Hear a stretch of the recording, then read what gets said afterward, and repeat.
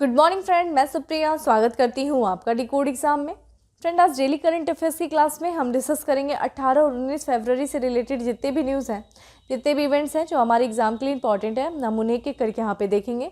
तो आइए दोस्तों स्टार्ट करते हैं आज की क्लास। और आज की क्लास में हमारा सबसे पहला प्रश्न है कि केंद्र सरकार ने किन नदियों को जोड़ने के लिए राष्ट्रीय संचालन समिति का गठन किया है? केन बेतवा नदियों को, कृष्णा गोदावरी नदी को, पेन्नार कावेरी नदियों को या फिर कृष्णा पेन्नार नदियों को?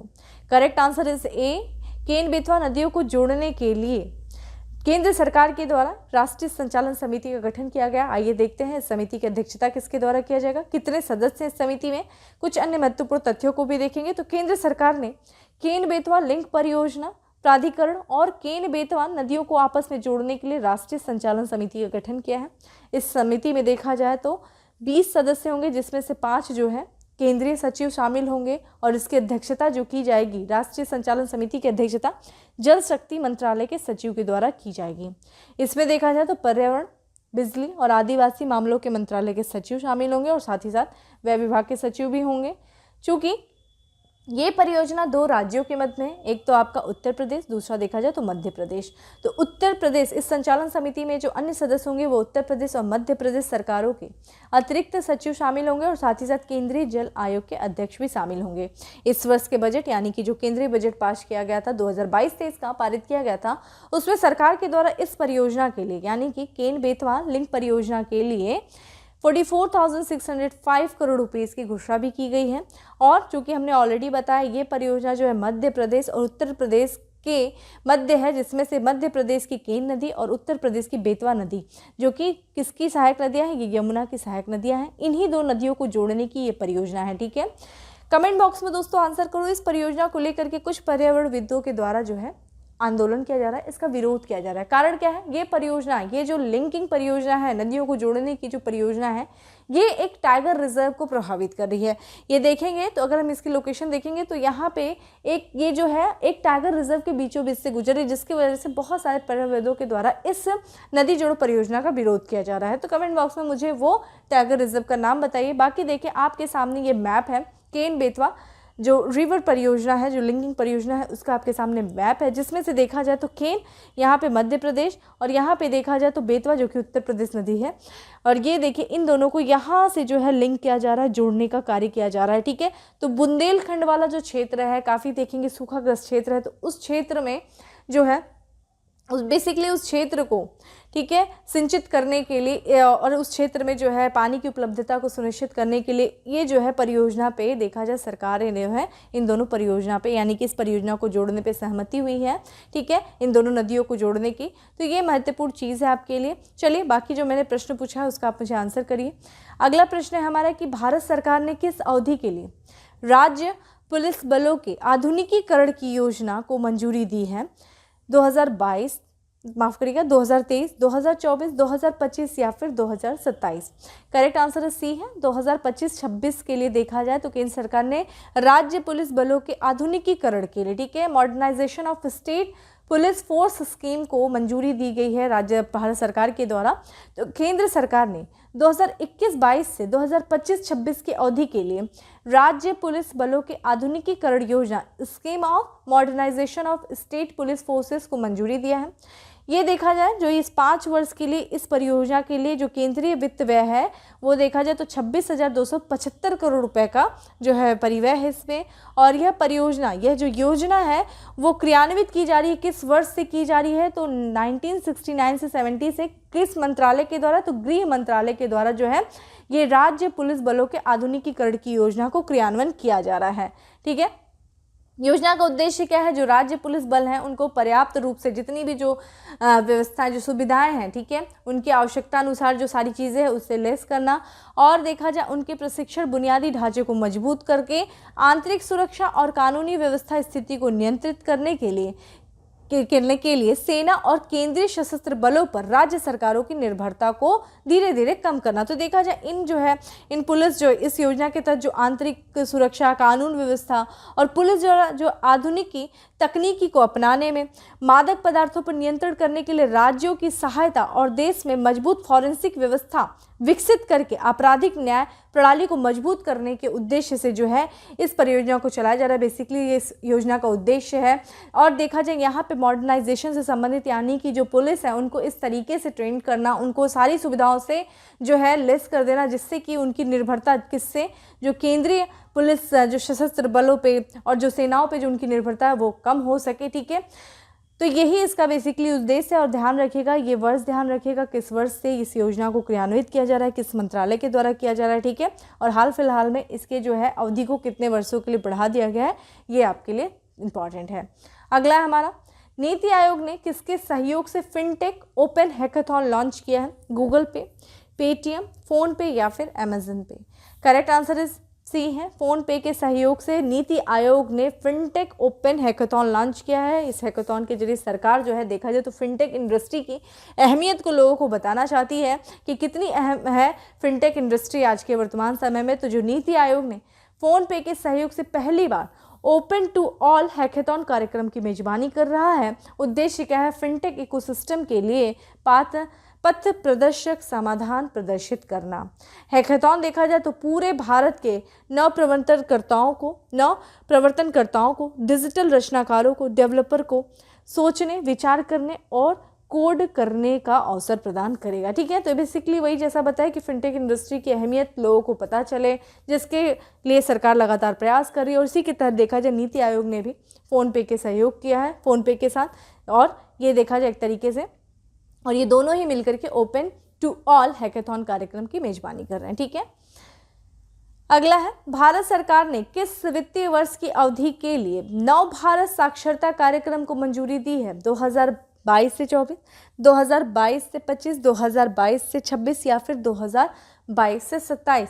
करेक्ट आंसर इस डी है, 2022 से 27 की अवधि के लिए नव भारत साक्षरता कार्यक्रम को मंजूरी दिया गया है भारत सरकार के द्वारा। तो भारत सरकार ने वित्तीय वर्ष 2022 से 27 तक की अवधि के लिए नव भारत साक्षरता कार्यक्रम को मंजूरी दिया है। इस कार्यक्रम का उद्देश्य क्या है? प्रौढ़ शिक्षा के सभी पहलुओं को राष्ट्रीय शिक्षा नीति 2020 और बजट 2021-22 में की गई घोषणाओं के साथ जोड़ना। तो जो भी राष्ट्रीय शिक्षा नीति के तहत जो कुछ भी पहल थे, ठीक है, जो कुछ भी उद्देश्य उनके साथ, और जो केंद्रीय बजट 2021-22 का था उसमें जो शिक्षा से संबंधित जो घोषणाएं की गई थी उसके साथ जोड़ना, यही इसका जो है नव भारत साक्षरता कार्यक्रम का उद्देश्य है। इसमें देखा जाए राष्ट्रीय शिक्षा नीति 2020 की बात करें तो इसने जो है प्रौढ़ शिक्षा और जीवन भर के लिए विद्या प्राप्त करने की सिफारिश की थी। और केंद्रीय बजट 2021-22 में जो महत्वपूर्ण घोषणा किया गया था उसमें देखा जाए तो इस घोषणा में संसाधनों से ज़्यादा से ज़्यादा लाभान्वित होना, यानी कि जो कुछ भी मौजूदा रिसोर्सेज हैं उससे ज़्यादा से ज़्यादा लोग लाभान्वित हो सके, ये साथ ही साथ प्रौढ़ शिक्षा के समस्त पहलुओं के लिए ऑनलाइन मॉड्यूल्स शुरू करने की बात इसमें की गई थी। ठीक है, तो इन्हीं दोनों चीज़ों के लिए जो है बेसिकली इन दो उद्देश्यों को पूरा करने के लिए नव भारत साक्षरता कार्यक्रम की जो अवधि है वो 2022 से लेकर के 27 तक के लिए कर दी गई है। इसको जो है सरकार के द्वारा मंजूरी दिया गया है। ठीक है, आगे इसमें देखा जाए तो इस योजना का उद्देश्य न केवल बुनियादी साक्षरता को लागू करना है बल्कि उसे बढ़ावा भी देना है, क्योंकि 21वीं सदी के नागरिकों के लिए ये बहुत ही ज़्यादा आवश्यक है। ठीक है, तो ये देख लीजिए न्यू इंडिया लिटरेसी प्रोग्राम है, जैसा कि अप्रूव किया गया यूनियन गवर्नमेंट के द्वारा 2022-27 के लिए। और यहाँ पे देखा जाए जो टोटल एस्टिमेट होगा वो कितना होगा? 1037.90 करोड़ रुपए का है। और ये केंद्र और राज्य जो है, क्योंकि केंद्र प्रायोजित योजना है, केंद्र और राज्य दोनों जो है आपस में इसको ठीक है बांटेंगे। स्कीम जो है कवर करेगी जितने भी एजुकेशन से संबंधित है, खासकर 15 साल से ऊपर के लोगों को। ठीक है, तो ये कुछ महत्वपूर्ण तथ्य है। अब आते हैं अपने अगले प्रश्न पे कि निम्नलिखित में से किस मंत्रालय के द्वारा सीड योजना लॉन्च किया गया? देखिए यहाँ पे सीड का फुल फॉर्म आपको तो जरूर पता होना चाहिए। अगर आपका सीड को फुल फॉर्म पता होता तो आप एकदम आसानी से मंत्रालय लगा लेते। ठीक है, तो यहाँ पे जो है किस मंत्रालय के द्वारा सीड योजना लॉन्च किया गया है? कृषि और किसान कल्याण मंत्रालय द्वारा, सामाजिक न्याय और अधिकारिता मंत्रालय द्वारा, महिला एवं बाल विकास मंत्रालय द्वारा या फिर वित्त मंत्रालय द्वारा? करेक्ट आंसर इस बी है। ठीक है, सामाजिक न्याय और अधिकारिता मंत्रालय के द्वारा सीड योजना लॉन्च किया गया है। यहाँ पे देखा जाए तो सामाजिक न्याय और अधिकारिता मंत्री हैं जिनका नाम है डॉक्टर वीरेंद्र कुमार। इन्होंने डीएनटीएस, अभी बात करेंगे डीएनटीएस क्या है, डीएनटीएस की आर्थिक अधिकारिता के लिए योजना, scheme for economic empowerment of DNTs SEED का फुल फॉर्म आपको बिल्कुल याद होना चाहिए, स्टार्ट कर लीजिए। इसके लॉन्च किया गया है। अगर हम बात करते हैं डीएनटीएस यानी कि इसका मतलब क्या हुआ? गैर अधिसूचित, खानाबदोश और अर्ध घुमंतु समुदाय यानी कि डी नोटिफाइड, नोमैडिक और सेमी नोमैडिक कम्युनिटीज़ के कल्याण के लिए जो है ये योजना शुरू किया गया है। अगर हम बात करते हैं इन समुदायों के बारे में जो गैर अधिसूचित हैं, जो खानाबदोश लोग एक स्थान से दूसरे स्थान को जाते रहते हैं, और अर्ध घुमंतु समुदाय हैं, तो ये देखा जाए ये समाज के सबसे उपेक्षित, हाशिए पर रहने वाले और आर्थिक और सामाजिक रूप से वंचित समुदाय होता है। ठीक है, बेसिकली ये जो समाज के मुख्य धारा से ये समुदाय नहीं जुड़ा होता है, जितनी भी जो सरकार के द्वारा योजनाएं होती उनका ये लाभ नहीं ले पाते हैं, तो इनके कल्याण के लिए सरकार ने जो है ये सोचा विचारा और इन्हीं के लिए जो है इन्हीं के कल्याण के लिए सीड योजना की शुरुआत की गई है। और इसमें देखा जाए तो ये समुदाय जो है ये पीढ़ियों से बदहाली का जो है जीवन जी रहे हैं, यानी कि ना इनके पास अपना खुद का कोई ज़मीन है, न कृषि कार्य करने के लिए, मतलब एक तरीके से बताया ना कि समाज की मुख्य धारा से वंचित हैं, इनके पास किसी भी तरह का कोई आर्थिक संसाधन नहीं है, कोई भी अस्थायी जीवन नहीं है, घुमंतु है, एक स्थान से दूसरे स्थान को पलायन कर रहे हैं। ठीक है, तो इन्हीं के बारे में बेस इनके कल्याण के लिए सरकार जो है आगे आ रही है। और इन्हें जो है ऐतिहासिक रूप से देखा जाए तो इनके पास कोई भी जो है निजी भूमि नहीं है, कोई घर का स्वामित्व तक इनके पास नहीं है। सीड योजना के तहत 2021-22 से 2025-26 तक जो है 5 वर्षों की अवधि में लगभग 200 करोड़ रुपए के खर्च किए जाएंगे और इनके लिए तरीके से जो है जो भी इनकी आधारभूत आवश्यकताएं हैं इनको पूरा करने का प्रयास किया जाएगा और इन्हें समाज की मुख्य धारा में लाए जाने का भी प्रयास सरकार के द्वारा किया जाएगा। ठीक है दोस्तों, आज हम टोटल जो है 5 क्वेश्चन को डिस्कस कर रहे हैं। अब हम आ जाते हैं फैक्ट्स ऑफ द डे में, जिसमें सबसे पहला फैक्ट्स है कि ICICI बैंक के प्रबंध निदेशक और मुख्य कार्यकारी अधिकारी जिन्हें business standard bankers of the year 2020-21 नामित किया गया है, उनका नाम है संदीप बख्शी। यहाँ पे आप उनकी तस्वीर दे सकते हैं।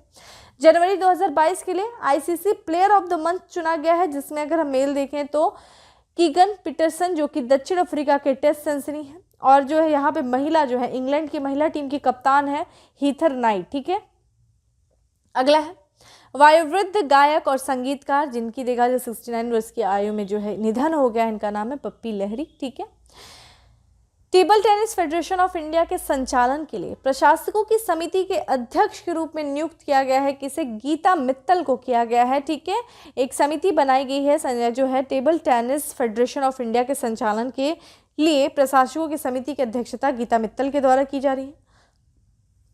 South Asian cross country championship और 56वीं नेशनल क्रॉस कंट्री चैंपियनशिप का आयोजन 26 मार्च 2022 में किया जाएगा। कहाँ पे? इंदिरा गांधी स्टेडियम में किया जाएगा। कहाँ? कोहिमा, नागालैंड की राजधानी कोहिमा में। Online skill gaming company head digital works के स्वामित्व वाले ऐप A23 ने अपना ब्रांड एम्बेसडर बनाया है किसे? अभिनेता शाहरुख खान को बनाया है। कोविड प्रतिबंध हटाने वाला देश का पहला राज्य बन गया कौन सा दोस्तों? असम बन गया। ठीक है, तो इसने असम जो है देश का पहला राज्य है जिसने कि कोविड प्रतिबंध को हटाने की घोषणा की है। अगला है रॉयल सऊदी सशस्त्र बलों के कमांडर जो भारत दौरे पर थे और उन्होंने भारत के सेना प्रमुख जनरल मनोज मुकुंद नरवाणे से मुलाकात किया। इनका नाम है देखा जाए तो लेफ्टिनेंट जनरल कहत बिन अब्दुल्ला मोहम्मद अल मुतायर, और ये सऊदी अरब जो है माफ करें जो सऊदी अरब सशस्त्र बलों के कमांडर हैं। ठीक है, अगला है सार्वजनिक क्षेत्र के संस्थानों की श्रेणी में वर्ष 2020-21 के लिए वित्तीय रिपोर्टिंग उत्कृष्टता के लिए ICAI अवार्ड दिया गया है किसे? रेलटेल को दिया गया। ठीक है, और लास्ट है हमारा पूरी तरीके से प्लास्टिक वेस्ट न्यूट्रल बनाने वाली पहली भारतीय कंज्यूमर गुड्स कंपनी बनी कौन सी? डाबर इंडिया बनी। ठीक है, तो ये पूरी तरीके से प्लास्टिक वेस्ट न्यूट्रल बनाने वाली पहली भारतीय कंज्यूमर गुड्स कंपनी बन गई डाबर। आते हैं उत्तर प्रदेश में, जिसमें सबसे पहला हमारा है कि उत्तर प्रदेश में संत रविदास जयंती का आयोजन किया गया। संत रविदास जी का जन्म कहाँ पे हुआ था? वाराणसी में हुआ था। वर्ष देखिए 1433 में। विश्व की पहली वैदिक घड़ी की स्थापना की गई है। कहाँ पे की जा रही है? यहाँ पे देखा जाए तो उज्जैन में किया जा रहा है। ठीक है, विश्व की पहली वैदिक घड़ी। ठीक है, अगला है उत्तर प्रदेश के पहले आयुष विश्वविद्यालय की नींव रखी गई कहाँ पे दोस्तों? गोरखपुर में। और नेक्स्ट है कि उत्तर प्रदेश के गलवान घाटी में हुए शहीद सैनिक की याद में एक स्मारक का उद्घाटन शहीद दीपक कुमार की पत्नी द्वारा किया गया। कहाँ पे, प्रयागराज में। ठीक है, तो यहाँ पे देखा जाए तो यहाँ पे एक स्मारक का उद्घाटन किया गया है शहीद दीपक कुमार की पत्नी के द्वारा प्रयागराज में, और ये जो स्मारक बनाया गया है वो गलवान घाटी में जो शहीद हुए थे सैनिक, उनकी याद में बनाया गया है। शहरी विकास मंत्रालय की स्मार्ट सिटी अवार्ड में स्मार्ट सिटी का प्रथम पुरस्कार प्राप्त हुआ किसे? आगरा को। ठीक है, तो शहरी विकास मंत्रालय की स्मार्ट सिटी अवार्ड में जो आगरा को जो है स्मार्ट सिटी का प्रथम पुरस्कार प्राप्त हुआ है। अब आ जाते हैं अपने क्वेश्चंस ऑफ द डे में कि नई शिक्षा नीति 2020 किसकी अध्यक्षता वाली समिति की रिपोर्ट पर आधारित है, और इस नीति के तहत किस वर्ष तक सकल नामांकन अनुपात ग्रॉस एनरोलमेंट रेशियो को 100% लाने का लक्ष्य रखा गया है? इसका कमेंट बॉक्स में आप आंसर करें दोस्तों।